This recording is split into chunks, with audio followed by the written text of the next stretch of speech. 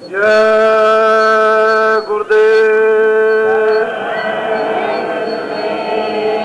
जय गुरुदेव, जय गुरुदेव, जय गुरुदेव नाम किसका, जय गुरुदेव नाम किसका, जय गुरुदेव नाम किसका।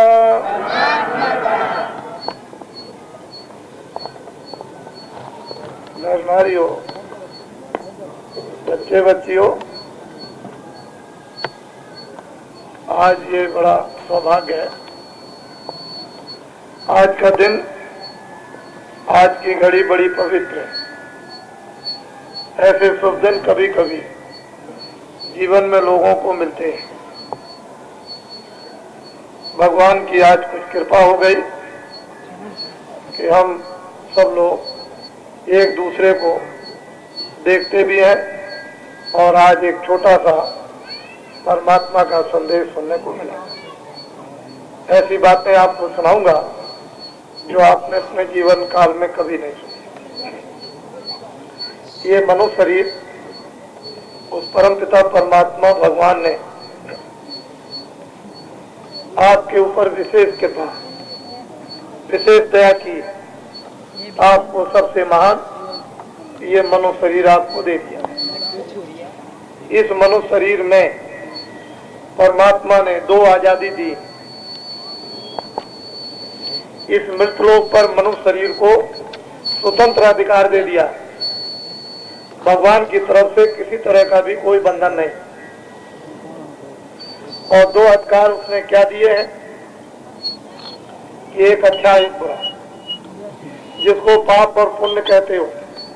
ये दो काम करने के लिए मनुष्य को मृतलोक में स्वतंत्र अधिकार मिला।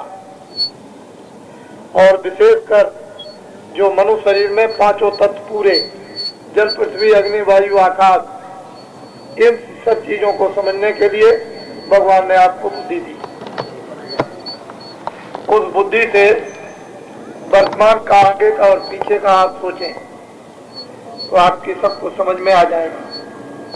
मनुष्य शरीर एक अनमोल धन है। ये मनुष्य शरीर बार बार नहीं मिलता।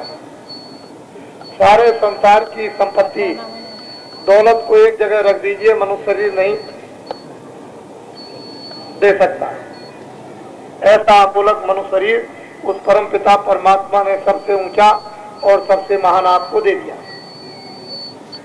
उसने ऋषियों मुनियों महात्माओं को, साधु संतों और अवतारी शक्तियों को इस जमीन पर भेजा और कहा, इनको बताओ कि जन्मजात का आपको अधिकार दिया है और उन अधिकारों को समझ लो। एक अच्छा एक बुरा, आंख से अच्छा देखो बुरा, कान से अच्छा सुनो बुरा, वाणी से अच्छा बोलो बुरा, मन से अच्छा संकल्प करो बुरा, बुद्धि से अच्छा विचार करो बुरा, हाथ से पैर से अच्छा काम करो बुरा। भगवान की तरफ से कोई भी बंधन नहीं।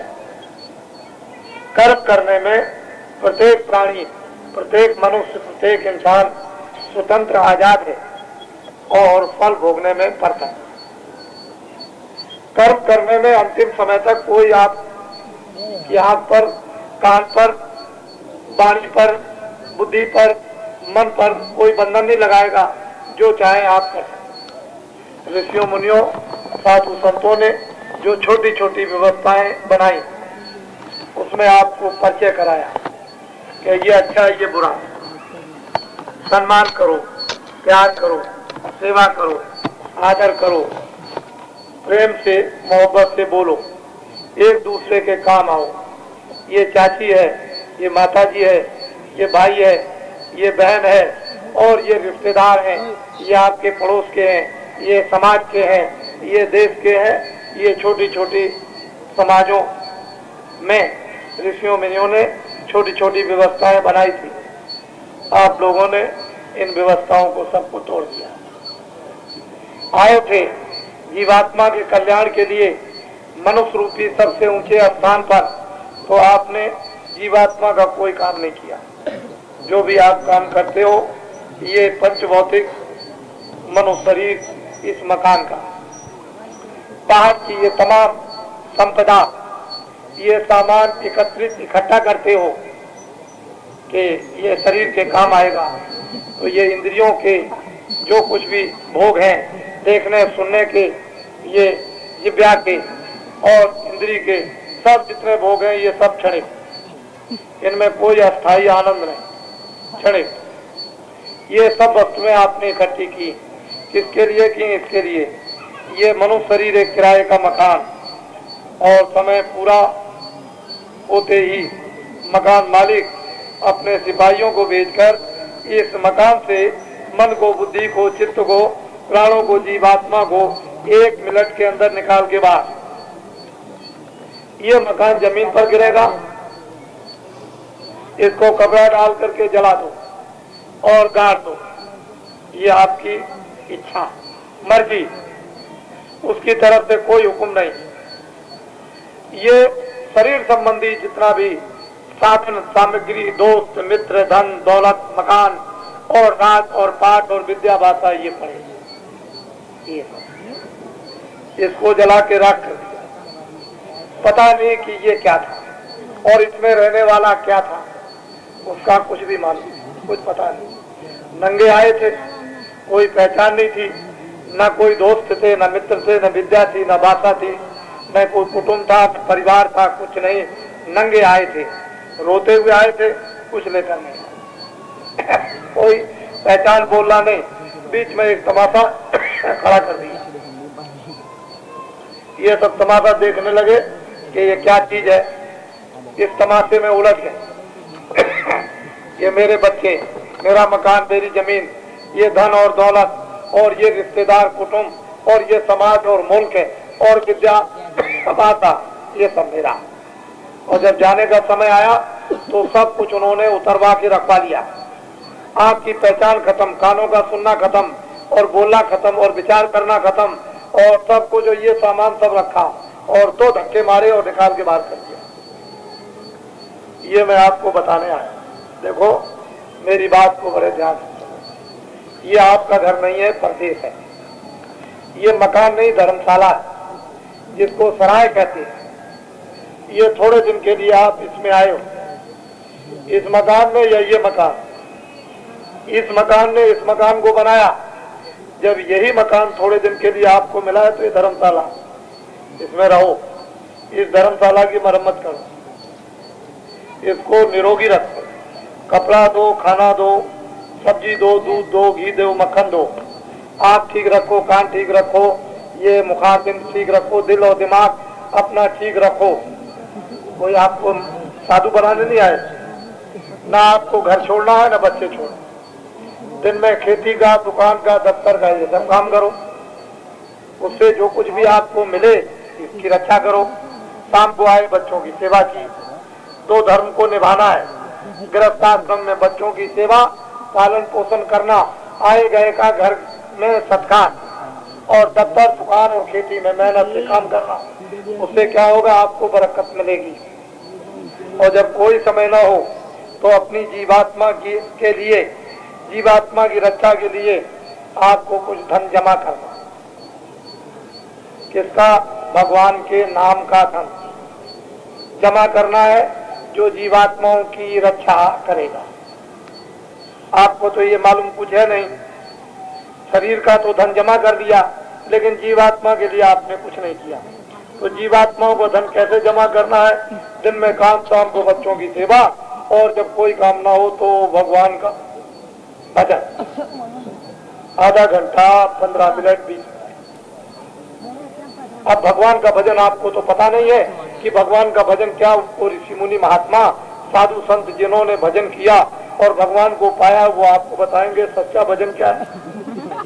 तो जब सच्चा भजन करोगे 10 मिनट, 15 मिनट, आधा घंटा, उससे धन जमा होगा अलौकिक। ये धन उसके सामने कुछ नहीं। इतना उस धन में आनंद, इतना उस धन में ज्ञान, इतना उस धन में शक्ति, और इतना उस धन के अंदर में शीतलता, और उस धन के अंदर अमृत। 84 उनका बड़ा लंबा चक्कर है। बड़े लंबे चौड़े जेल खाने बने हुए, उनमें न मालूम कितने कितने आपको बीत गए, फिर नरकों की पीड़ा आपको तो मालूम है नहीं। तो महात्मा किस लिए आते हैं, क्या देते हैं? अरे बच्चा इसको तो जरा ठीक करो, जरा सा वहाँ पे ठीक करो तो काम बने। पीछे वालों को आवाज नहीं जाती है, बात खत्म हो रही।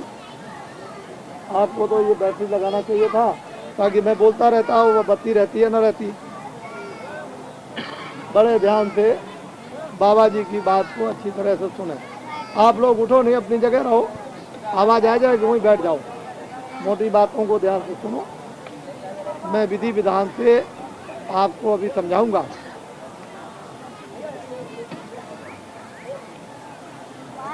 ये ऐसी व्यवस्था जो है बैटरी पर करना चाहिए।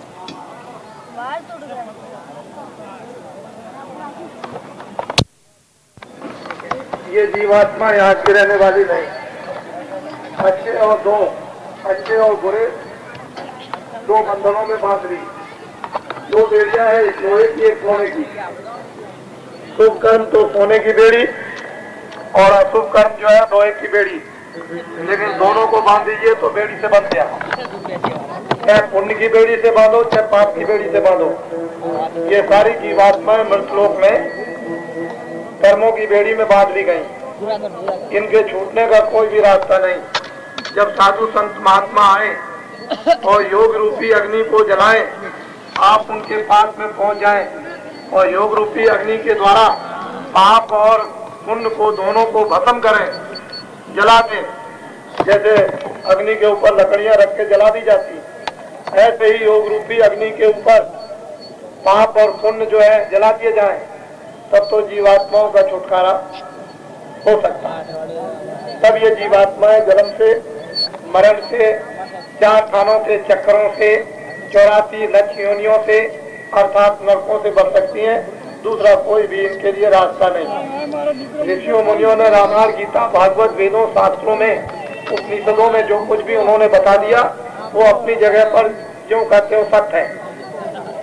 हम लोगों को उसका ज्ञान नहीं कि उसकी विधि क्या है, उसकी क्रिया क्या, उसकी साधना क्या, उसकी उपासना क्या है, उसका ध्यान क्या, उसका योग क्या है, ये अपने को कुछ नहीं मालूम, भूल चुके। ये मायावी बाहर के सभी इन दृश्यों में अपने मन को, अपनी इंद्रियों को इतना ज्यादा लगा दिया और आसक्त कर दिया, और काम, क्रोध, लोभ, मोह, अहंकार, इसकी अग्नि प्रचंड जल चुकी। आप क्या कर सकेंगे? आप तो इतने मारपीट करके दुर्बल, कमजोर इतने हो गए कि आप अपने आप कुछ नहीं कर सकते हैं जब तक कि महात्माओं की दया न हो। तो हमारी बात को बड़े ध्यान से सुने। इस मनुष्य शरीर में नर नारी, बच्चे बच्चियों के शरीर में जीवात्मा कहाँ बैठी है? इधर नहीं है। न वो जीवात्मा यहाँ पर है और न इधर है। मेरी तरफ ध्यान से देखो, दोनों आंखों के बीचों बीच में ये जीवात्मा यहाँ पर अंदर बैठी। इधर देखिए, दोनों आंखों के बीचों बीच में बाहर की 2 आंखें हैं, उनके बीचों बीच सेंटर में जीवात्मा यहाँ अंदर बैठी हुई, जो भगवान की अंश है। ऊपर से परमपिता परमात्मा की आवाज, वाणी, अनहद वाणी, वेद वाणी, आकाश वाणी, ब्रह्म वाणी और